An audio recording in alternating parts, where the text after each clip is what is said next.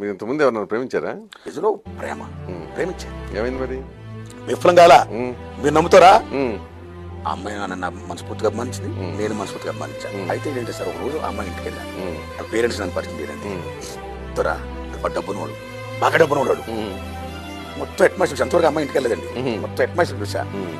చూస్తే నా జీవన విధానానికి వాళ్ళ జీవన విధానానికి అసలు పొంతం లేదు గురారు, అదే పొసగదు. అసలు లేదు. అప్పుడు నేను అక్కడి నుంచి థ్యాంక్స్ చెప్పి దండం పెట్టి చూసా. నా ప్లాట్ఫారం బతుకు ఈ అమ్మాయి స్టార్ట్ ఆఫ్ లైఫ్. ఈ అమ్మాయి పేదమ్మాయి ఎవరిని చేసుకున్నా ముందు నా భార్యకి నేను న్యాయం చేయాలి. ఆమె నేను ప్లాట్ఫారం నాకులా పెట్టకూడదు. ఈ అంబిషన్స్ టు బికమ్ యాక్ట్. ఎప్పుడు దానికి గ్యారెంటీ లేదు. సంవత్సరం పడుతుంది, 10 ఏళ్ళు పడుతుంది, 50 ఏళ్ళు పడుతుంది. కాబట్టి నేను ఎందుకు ఒక పెళ్లి చేసుకొని హింసపెట్టి ఈ అమ్మాయి కర్మ జీతాంతం నరకేత అనిపించుకుంటే వాళ్ళని హింసపెట్టి వాళ్ళని హింసపెట్టి ఆ రేటు నాకు లేదు. నేను ఇలా జీవితం అమ్మ, నేను కోపం పడకండి, అమ్మాయి తీసుకోవద్దు అని నేను పోర్స్పోర్ట్గా మీరు పెళ్లి తీసుకొని హ్యాపీగా కోరుకున్నాను. నేను మర్డర్ సరిపోతున్నాను, నేను యాక్టర్ అవ్వాలి మొత్తం విషయం. మళ్ళీ ఇంకోలా మాట్లాడకూడదు.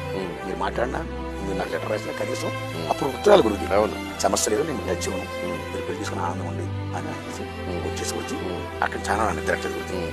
ఆవిడ పాపం ఏడిచింది, నేను ఏడిసా. బాధ ఆ సైడ్ బాధ పాపం. ఇంకా అక్కడి నుంచి అబ్బాయి చెప్పేశాను కదా, మళ్ళీ లెటర్ రాసుకున్నా పలకరించినా అది పెరుగుద్ది. అమ్మాయి పెళ్లి చేసుకుని ఎక్కడో హ్యాపీగా ఉంటుంది. ఇప్పుడు నేను వెళ్ళి మనం చూడాలనిపిస్తుంది. చూసాను కూడా మళ్ళీ బాధ పెట్టడం, ఎందుకంటే చూడను కూడా చూడాల.